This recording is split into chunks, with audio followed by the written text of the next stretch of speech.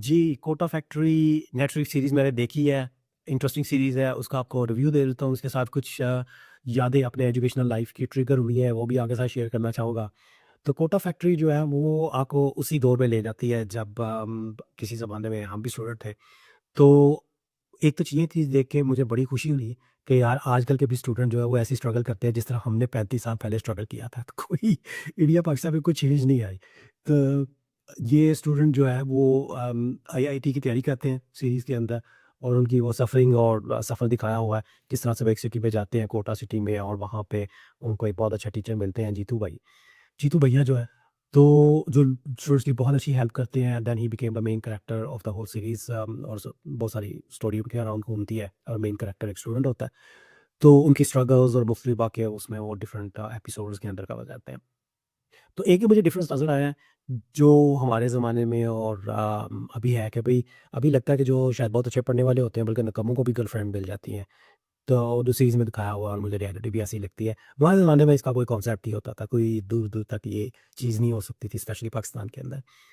तो जीतू भैया जो है वो स्टूडेंट्स की बहुत हेल्प करते हैं, तो आपको रियल वर्ल्ड जीतू भैया से मिलवाते हैं, उनका नाम था राशिद भाई। राशिद भाई से मेरी मुलाकात हुई 1993 के एंड पे जब मैं बहुत इंग्लिश में स्ट्रगल कर रहा था, फेल हो गया था, मेरा एडमिशन नहीं हुआ था यूईटी इंजीनियरिंग यूनिवर्सिटी लाहौर जिसमें हम एम का कर रहे थे, one of the top university in the Punjab. तो अगर आप यूईटी लाहौर में आप नहीं गए तो देन आपका कैरियर एंड उस ज़माने में कोई ऑप्शन नहीं हुआ करते थे और फिर कोई बीएससी एमएससी करें और पता नहीं फिर क्या करें। तो तो I decided to repeat my FSc again 1994 में। इंग्लिश में बहुत मैं कमज़ोर था। उसकी वजह ये है कि ज़ाहिर है मैंने पहले 5 जमातें जो है वो पंजाबी भी पढ़ी थी म्युनिसिपल कॉर्पोरेशन में, इंग्लिश आती नहीं थी। तो 1 साल के अंदर में जो राशिद भाई थे बहुत इन्होंने हेल्प की। He was an extremely good teacher and a mentor and भाई वो हर मसले पे आपके हेल्प करते थे। उनके कैरेक्टर की और भी बात करते हैं, कोई उनको जानता हो, ये शाहबाग के एरिया में पढ़ा करते थे, लाहौर में शाहबाग में। इन्होंने स्कूल भी स्टार्ट कर लिया था। अगर कोई जानता है तो मेरा सलाम पेश करें उनको और मेरे से राब्ता करवाएँ। सो he was such a legend और उनकी बहुत सारी यादें हैं।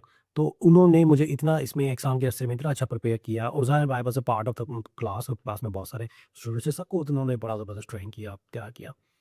तो when I was go finally got accepted in 1994 in UET Lahore, तो मेरे जो क्लासमेट्स होते थे जिसमें कि ज़ाहिर स्टेट रैंक्स और पंजाब के सारे टॉप स्टूडेंट्स जो है वो सिलेक्ट होके आए हैं। तो वो जब मेरे से नंबर पूछते थे ना टोटल, तो मैं कहता था यार टोटल को तुम छोड़ो, ये बताओ तुम्हारे इंग्लिश में कितने नंबर है?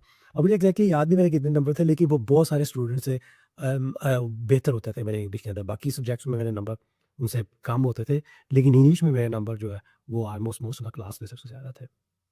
And I was become such an expert in English कि एक यूईटी के अंदर ये भी एक माहौल सा चला होता था उस ज़माने में कि लोग क्योंकि उसको इंजीनियरिंग करने में 5 साल लगते थे, 6 भी लग जाते थे।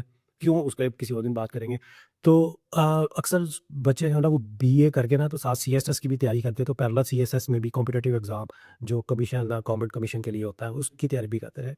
तो उसका भी मुझे भी ख़्याल आया, तो मैंने बीए का बगैर प्रिपेयर किए जब एग्ज़ाम दिया इंग्लिश का, एक दिन भी नहीं खोल के देखी किताब, एक दिन भी लिटरली, इसमें कोई झूठ नहीं है, कोई आइडिया नहीं था मुझे, क्योंकि ऐसे ही बस उठ के चले गए और मैंने वो एग्ज़ाम दिया और मैंने पास कर लिया क्योंकि पास ही करना होता था मिनिमम हमने। मकसद सिर्फ़ ये होता था कि आपकी बीए की डिग्री आ जाए, then you start preparing for the CSS cover. खैर मैं उस रूट पे नहीं गया उस तरफ। लेकिन आपको मैं ये बताना चाहता हूँ कि एक फेल्ड स्टूडेंट को जिसका कोई बैकग्राउंड नहीं था इंग्लिश का और इतना वो डरता था इंग्लिश को, उसको इस लेवल पे लेके आना, ये कमाल जो है वो राशिद भाई का ही था। तो सलाम है ऐसे सारे टीचर्स पे और उनकी जो टीचिंग का स्टाइल है, तरीक़ाकार है, बहुत सारी चीज़ें जो है उनका जो छाप है वो मेरी शख्सियत पे, मेरी टीचिंग स्टाइल पे बहुत ज़्यादा आज भी है। वो कहा करते थे कि मुझे जो है वो सर ना कहो, क्योंकि जो सर है उसकी जो जो उस्ताद होता है उसकी इतनी ज़्यादा ये रिस्पेक्ट और इसने उसके होते हैं ना तो लवाज़मात ना तो आप पूरा कर सकते हैं ना मैं पूरा कर सकती हूँ। तो सो यू जस्ट कॉल मी भाई। लेकिन ख़ैर मैं उनको वाह स्टूडेंट था, मैं उनको सर ही कहता था लेकिन सारे राशिद भाई कहते थे और लोग इसी नाम से मशहूर थे। तो राशिद भाई की बहुत सारी स्टोरीज़ हैं, वो फ़ीस कर ले रहे हैं जो जितनी पे कर सकता है ना जितना अफ़ोर्ड कर सकता है वो उतनी पे कर रहे। तो ही वाज़न्ट इंटू मेकिंग मनी। बहुत सारी एमएससी, एमएज़ उन्होंने किए हुए थे, जिसमें मुझे ख़ैर आज इस ज़िंदगी के स्टेज पे मैं थोड़ा इख्तिलाफ़ भी कर सकता हूँ।